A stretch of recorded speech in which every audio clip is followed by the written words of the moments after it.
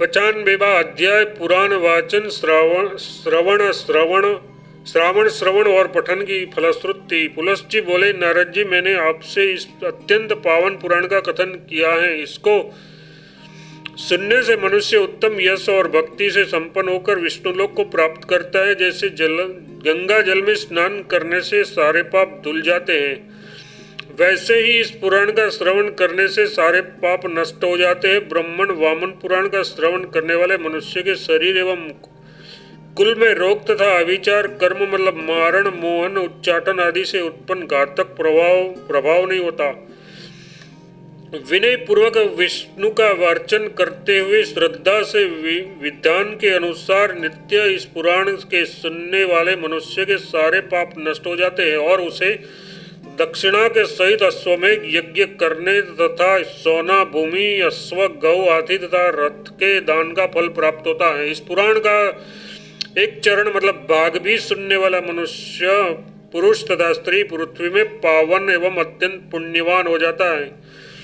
ब्राह्मण लोग अत्यंत पवित्र श्रेष्ठ तीर्थ के जल, गंगा जल, नैमिषारण्य, पुष्कर, कोकामुख तथा माघ मास में प्रयाग में जाकर स्नान करने से जिस फल की प्राप्ति का होना बताते हैं, एकाग्र मन से वामन पुराण के एक चरण का कीर्तन करते हुए यात्रा करने वाले पुरुष को भी वही फल प्राप्त होता है। नारद जी, मैंने आज आपसे उस पुराण को कहा है जो राजसूय यज्ञ का फल देने वाला है। महर्षि, मुझे इसमें कोई संदेह नहीं है कि इसको सुनने से मनुष्य पृथ्वी एवं देवलोक में प्राप्त होने योग्य सारे महान सुखों को प्राप्त कर सौत्रामणि नामक यज्ञ का फल प्राप्त करता है। देवगण रत्नदान, राहु द्वारा सूर्य एवं चंद्र के ग्रस्त होने के समय किए गए दान, भूखे अग्निहोत्री उत्तम ब्राह्मणों को दिए गए अन्नदान, अकाल से पीड़ित पुत्र, पत्नी एवं भाई बंधु के पोषण में तत्पर पुरुष को दिए गए दान,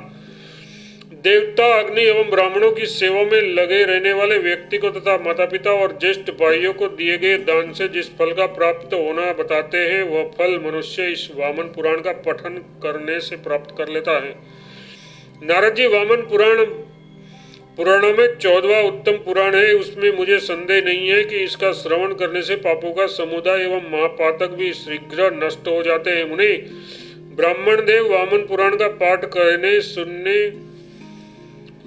एवं सुनाने से सर्वदा सभी पाप नष्ट हो जाते हैं। मैंने आपसे ये परम रहस्य कहा है। इसे भगवान की भक्ति से रहित व्यक्ति के एवं ब्राह्मण की निंदा करने वाले आचारहीन तथा तर्कशील पापी मनुष्यों के सामने नहीं करना चाहिए।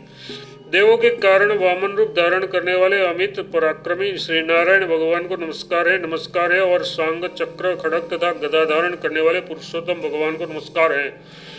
इस प्रकार जो मनुष्य भगवान श्री कृष्ण में अपनी भावनाओं को समर्पित कर इस वामन पुराण का नित्य पाठ करता है, उसे दानवों से पूजित भगवान विष्णु मोक्षपद प्राप्त करते हैं। इस पुराण के बाँचने वाले को, पुराण का पाठ करने वाले को भी गौ, पृथ्वी एवं स्वर्ण के आभूषण प्रदान करने चाहिए। इसमें धन की सड़ता मतलब शक्ति से कम दक्षिणा देना नहीं करनी चाहिए, क्योंकि ऐसा करने से सुनने के फल का नाश हो जाता है। विप्रदेव जलन, ईर्षा, रोष आदि दोषों से रहित होकर तीनों संध्याओं के समय समस्त पापों के विनाश करने वाले इस पुराण का पाठ करने एवं श्रवण करने से सभी प्रकार की संपत्तियां प्राप्त होती है। इस प्रकार श्री वामन पुराण में 95वां अध्याय पूरा हुआ। श्री वामन पुराण समाप्त।